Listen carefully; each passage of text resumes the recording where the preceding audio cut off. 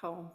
It is my true pleasure to welcome to the stage Rosie Somerville, Project and Partnerships Manager on the Regenerate Nature team for the Sustainable Business Network. Rosie is on a journey to weave together both sides of her whakapapa and is sharing her perspective as a young wahine Maori in regenerating people and place, bringing the voice of rangatahi to the table.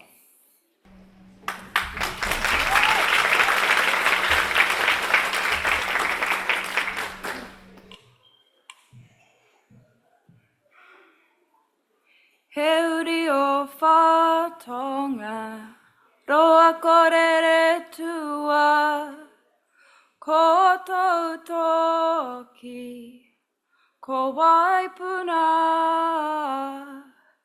ko mahue, tōna wahine, taku ariki, ko rangitane. Taku ariki, ko rangitane.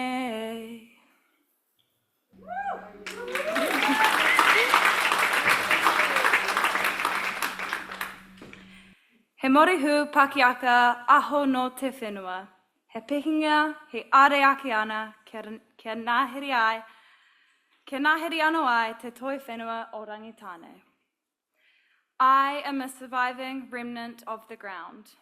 I am a small plant growing so that the grand forest of rangitane will be strong once again. I'm a child of both colonized and colonizer. I stand at the intersection of Nauau e Rua, two worlds. I carry a dual responsibility to uphold the mana of Te Ao Māori and to challenge the systems I grew up with and benefited from that continue to dismantle the world my tūpuna walk in.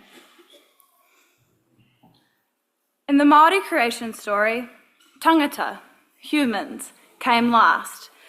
Before us came Papatuanuku Ranganui and their children, the atua of the forest, sea, sky, land, wind. These gods formed the world as we know it, Te Taiao as we know it. Long before Tāne Mahuta breathed life into Hineahu One, the first woman formed from clay, our world was already well and truly alive. Our creation stories hold a profound truth. We are not separate from the natural world, we are part of it.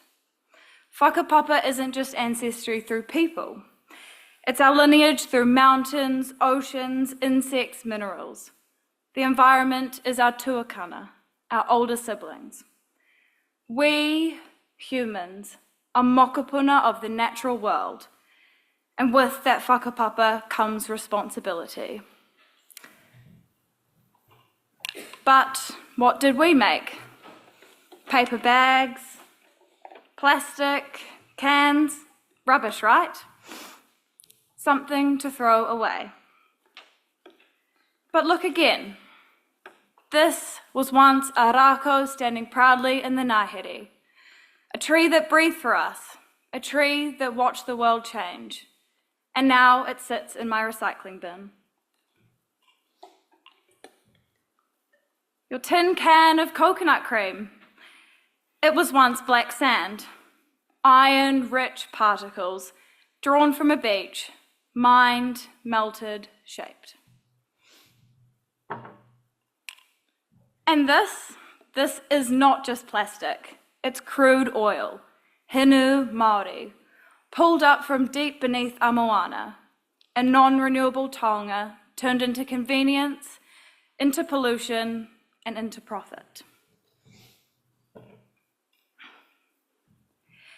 Everything here has whakapapa. Everything has mauri, a life force, a spark. This is not just waste. This is whenua reshaped beyond recognition. Whakapapa reshaped beyond recognition. We pretend nature is separate. It's out there, it's in reserves, it's what you see on the weekend. But it's not separate. Nature is your laptop, your lunch, the carpet beneath your feet. Nature paved your commute and built your office. Whakapapa runs through all of it, through all of us. So how are you showing up in that relationship?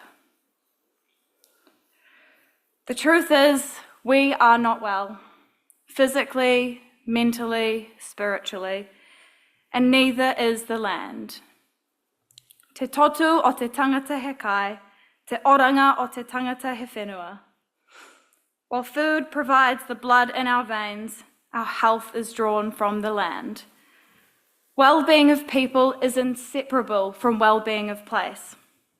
When we destroy wetlands, deplete ocean lives, and our indigenous species vanish, something inside us vanishes too. I've heard about people swimming in the Puhunui stream as kids, Phil Goff included. It really wasn't long ago you could enjoy the urban awa, gather kai from it, feed the whānau. But by 2003, the year I turned 3, it had become Auckland's most polluted waterway. That's just one generation. That's how fast things are falling apart. And you wonder why 1 in 5 young people are experiencing high levels of psychological distress in Aotearoa, New Zealand. We're quick to blame technology, but what about our disconnection from nature? Now that you know we are interconnected with nature, you can no longer pretend your actions exist in isolation. Every policy, every project, every product carries consequences. It flows into the whakapapa of this world and those who come after us. We, the young ones, are inheriting every decision you make. We're being asked to fix what we didn't break. Will we gift our mokopuna mana or mamai, pain? Will we have mokopuna? Young people are questioning whether they should have children at all. I've always wanted to be a mum, but truth be told, I'm scared. Terrified, in fact, of how our world will look in another 50 years. How can I bring life into a world that's struggling to hold its own? You say you care about rangatahi, you put our faces in your reports, your future vision statements, and talk about uplifting the next generation at events like these. But look around. Do you notice who there are still too few of? Young people. To those of you who are in this room, businesses, NGOs, councils, community leaders, you hold power. You have influence. You sit at the tables we're not invited to yet. But you can choose to make space for us, for rangatahi, for nature, for whakapapa, for Māori. Invite us in the boardrooms. Invest in those who will inherit the world you leave behind. I'm still holding on to hope. Tangata and te taiao aren't going to give up that easily, especially not the rangatahi at Te Puanamara. If you came to the field trips yesterday, you'll know exactly what I mean. They're restoring whakapapa. They're healing the awa, the whenua around it, and the community's relationship with both. Hundreds of businesses line that awa. Maybe yours does. Or maybe your business backs onto another river system somewhere else in the country. No matter where you are, if there's a kaupapa like Te Puanamara near you, show up, back them, partner with them, because in reality, the health of your business is tied to the health of that waterway. Another morsel of hope for me is being part of the Tuia kaupapa this year, travelling across the motu for noho wānanga. Alongside these 40 rangatahi Māori, I've reconnected with my whakapapa, my tupuna, the whenua, the atua, and te taiao. It's where I learnt He Kemurawa Māori, the Māori resources game I shared earlier. Many of these rangatahi are aspiring resource management lawyers, activists, and conservationists. When I said I'd be speaking here today, do you know what they asked from you? Remember that your whakapapa is tied to the whenua, to the awa, to the moana. Think about how your decisions shape the future of those places and the people yet to come.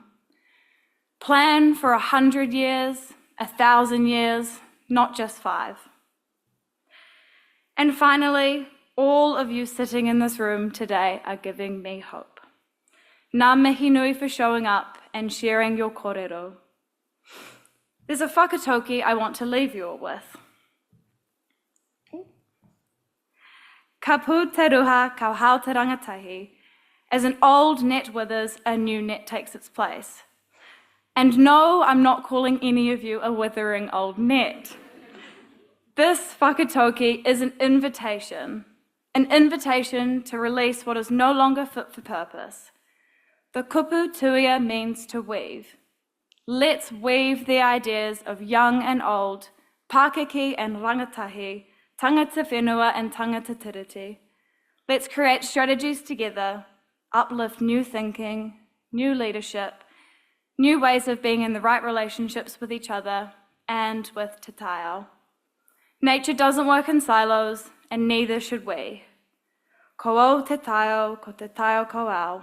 We are nature, and nature is us. Mōri ora.